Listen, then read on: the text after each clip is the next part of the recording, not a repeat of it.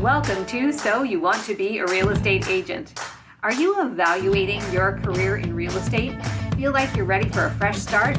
Or ready to take your career to the next level? This is your podcast. Meredith Fogel here with Ellie Sweeney and Tina Nader, and we are on episode 2 of the New Agent Chronicles.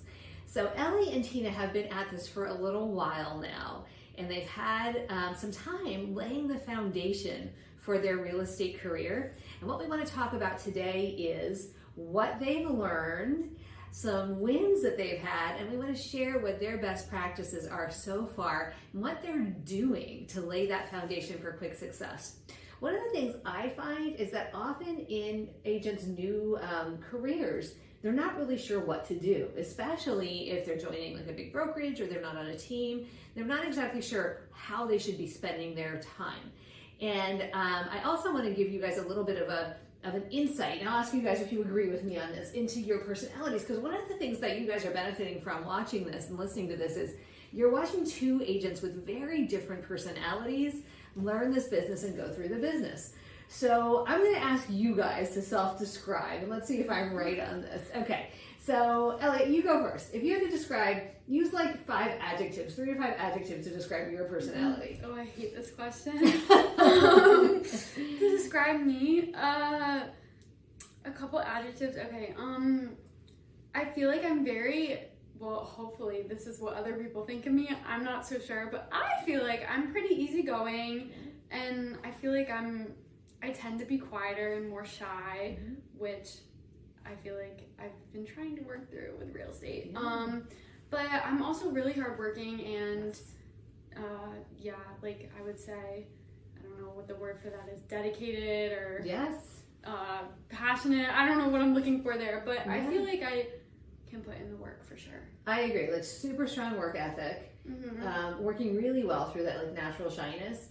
And you are like, you're a workhorse. I mean, like you're consistent, you put in the work, you check the boxes, you follow the systems and processes really, really well.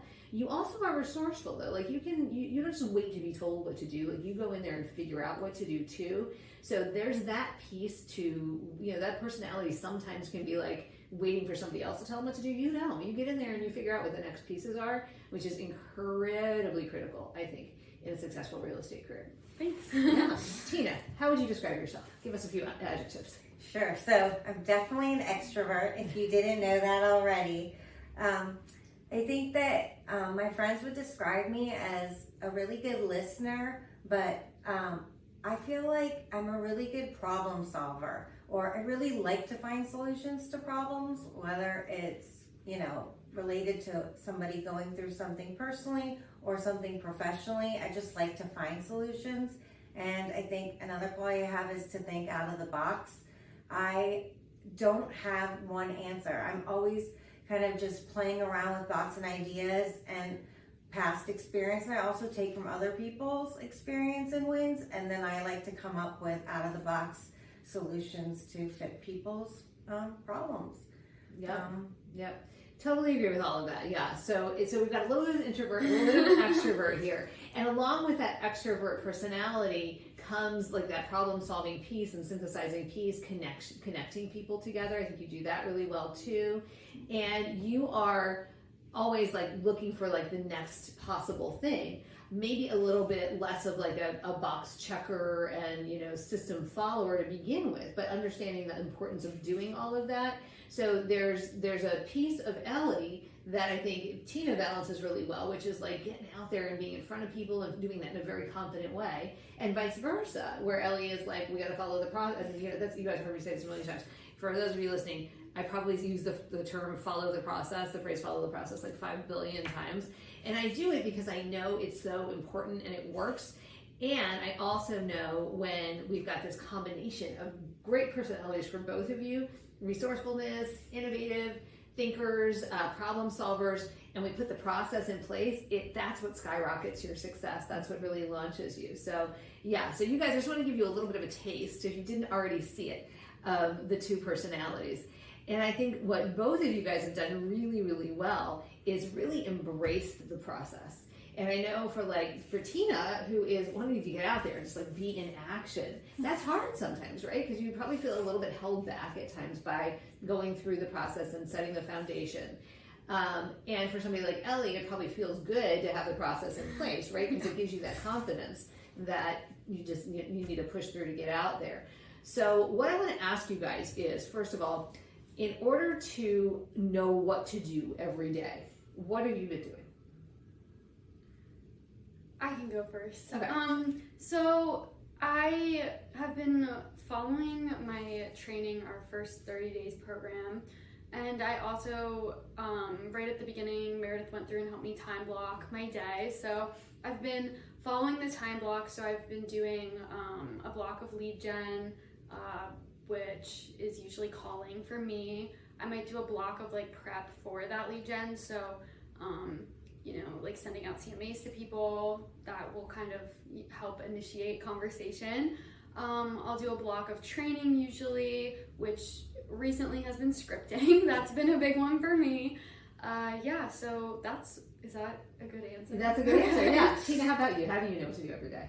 So I try to plan my day actually the day before, and I kind of look at what I was able to accomplish, what else needs to be done, and just to take things to the next level. And then we do have the time block tool in place, but I have modified it a little because I've noticed for me, certain days work better for certain things.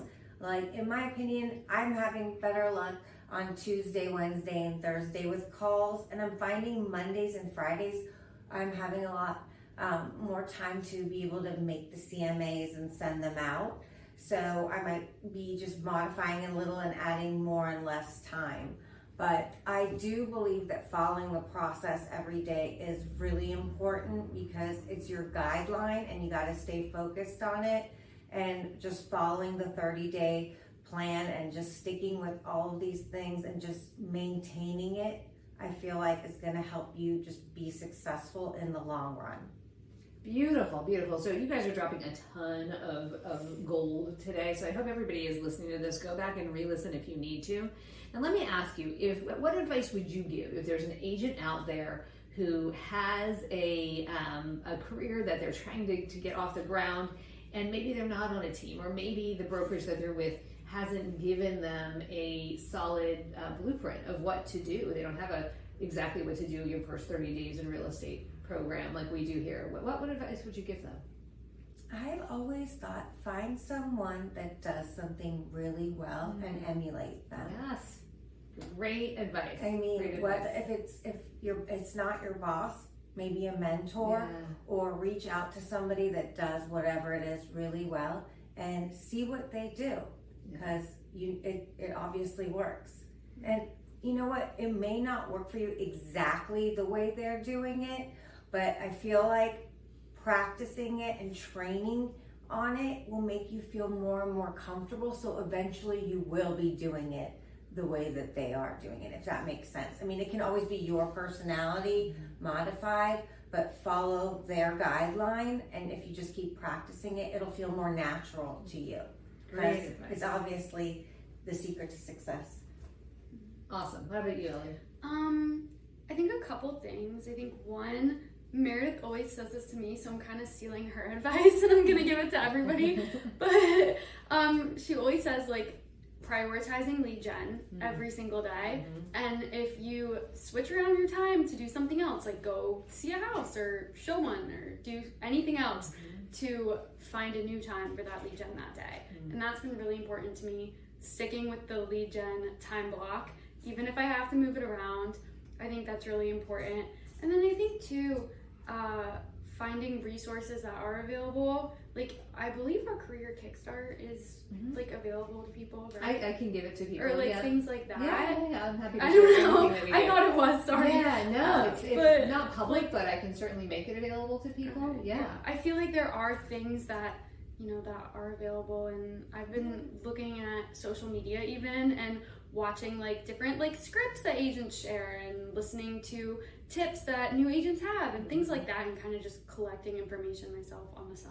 Awesome. And I'm going to put a plug in for coaching. So I would say if you don't have a good team or a mentor that's willing to help you, then a coach is a really good idea, even at the very beginning of your career. I know it can feel like a hefty expense when you don't have any revenue coming in right away, but let me tell you, it is one way that you will really massively accelerate your results by working with somebody who has already walked the walk and helped other people like you get where they want to be. They have tons of tools that they can help you synthesize to get your career off the ground. All right, and that was a good segue, what you guys just said. I want to ask you this question. When you get pulled off, and that's what you were talking about the time block moving, I always say if you erase, you must replace, right? So we don't just erase and not replace it. If we erase or move a time block for lead gen, appointment setting, we have to replace it somewhere else in our schedule, even if that means 4 hours of lead gen another day or lead genning on a weekend day. When you get pulled off, so for example, Tina was just telling a story about this guy that she's texting with who gave her a couple of potential people that might be selling that she's following up with, but now he's asking a bunch of kind of, it sounds like irrelevant questions to me. So I know the inclination sometimes is, well, we've got to like follow up with this person. They're being a generator of referrals, and they are. Or something happens, often I see this with new agents especially, where it feels better or sometimes easier, I'm going to use that word too, to do something like create a marketing piece or have a conversation with a friend. Not to say friends aren't okay to have conversations with, but if they're not real estate related during your real estate time, you want to limit that kind of conversation time. Or talking to another real estate agent. That's the other thing, I see that all the time. A local real estate agent or going to like a happy hour with a bunch of other local real estate agents. You want to do that some, but that is not lead gen, so don't mistake it. Don't get yourself confused that that's lead generating. That's social time. It doesn't really count. So when you guys feel like that, getting pulled off, how do you get yourself back on, especially if it's during your lead gen time? What happens? Who wants to tackle that first? I mean, I have a to-do list and I know who I need to get through. And as soon as I'm finished with that, I can put my head down to that pillow. Okay. But until those names have been, taken care of, I can't rest. So you got to add in the time at some other, time in your day. Mm-hmm. Or, you got to get up earlier. Sometimes it's really, I mean, for me, it's hard to get a lot of the things that I need done for myself personally. So I found out that what works for me is to wake up at 5:45, 6 a.m. and get my day started with the things that are important to me and that also get me ready for the day. But it also helps me just focus and, be on a plan.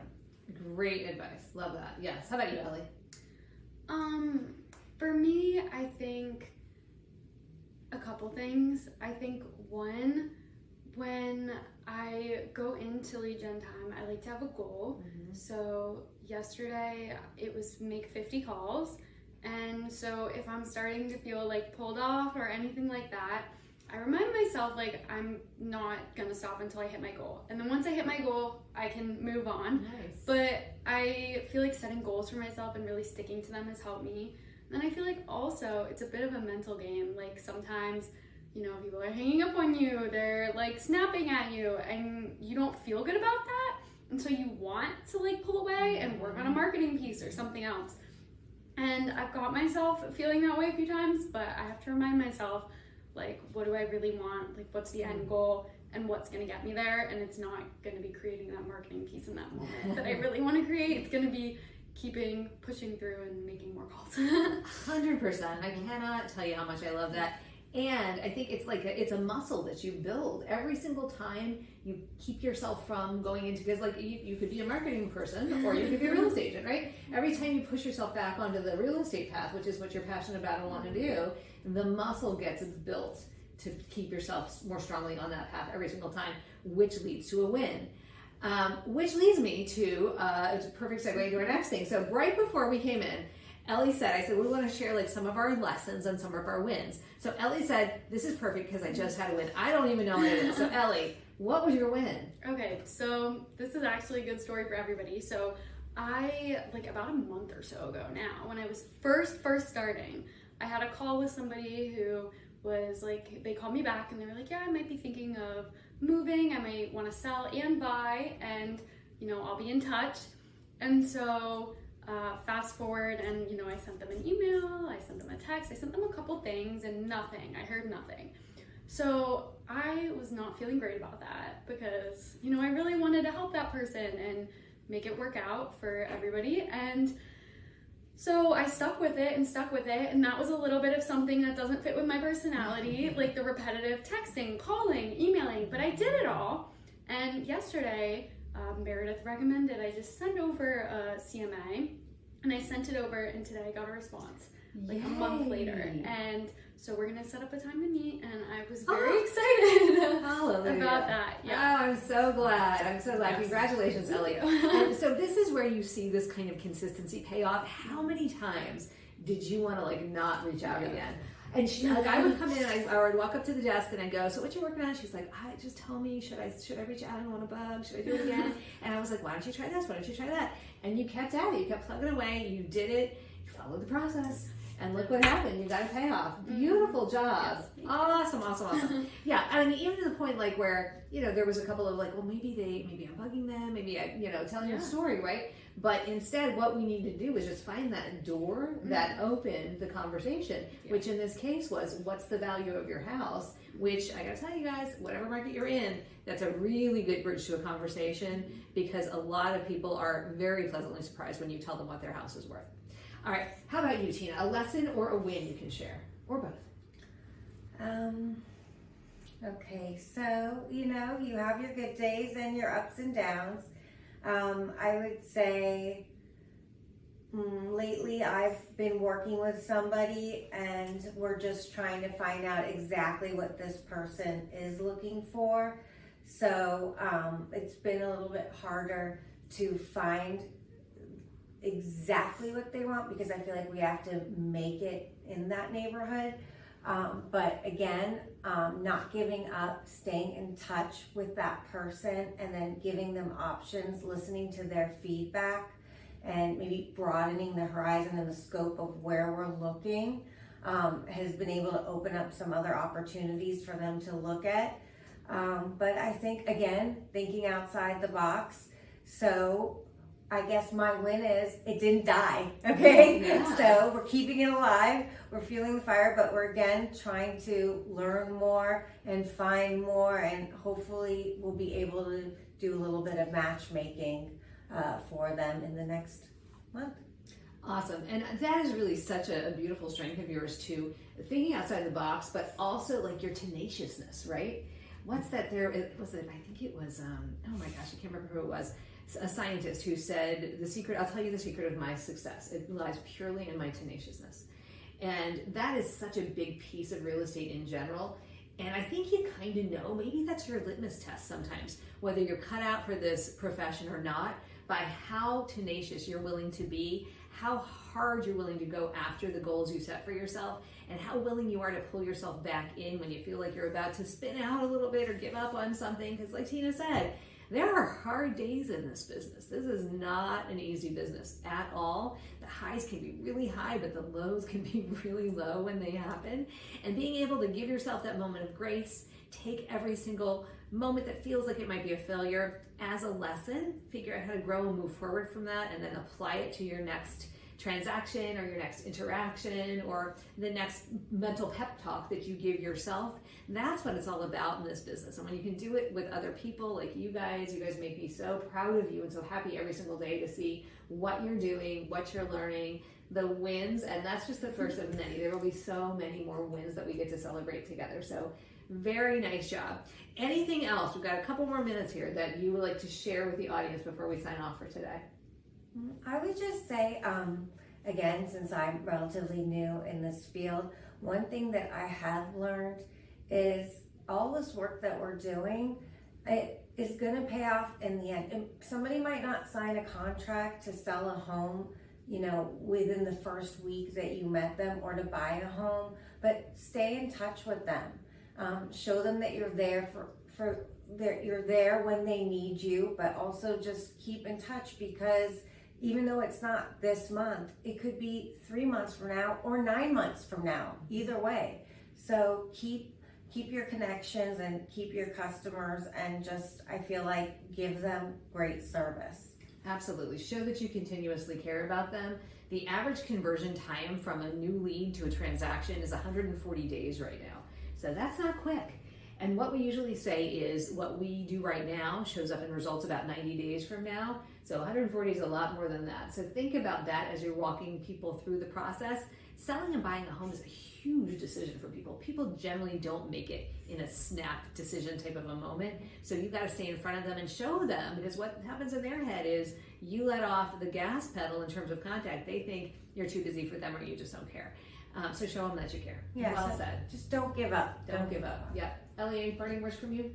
Yeah, I feel like kind of goes along with that, but I think just remembering that, you know, in the downs and the lows of it all, like, we are in this to try to help people and to help serve them and help them find homes. And I think reminding myself, at least, like, I'm reaching out to all these people and I'm going to provide value and I'm going to try to help them in any way I can. I think that's a good reminder to remind yourself of, because I think it makes me feel better, at least. 100%. Service first. That's what gets you to the success. This has been such a great episode. Thank you both. Congrats on all of your successes early on in your careers. We will keep you guys updated. So check in next time for episode 3 of the new Agent Chronicles. We'll tell you what happened with Ellie's appointment, and we'll fill you in on Tina's wins as well. If you're interested in learning how to become that go-to local real estate expert all the sellers call to give you their listings, read Farming for Real Estate Agents. You can pick up your copy today on Amazon, Kindle, on Audible, or anywhere you get books.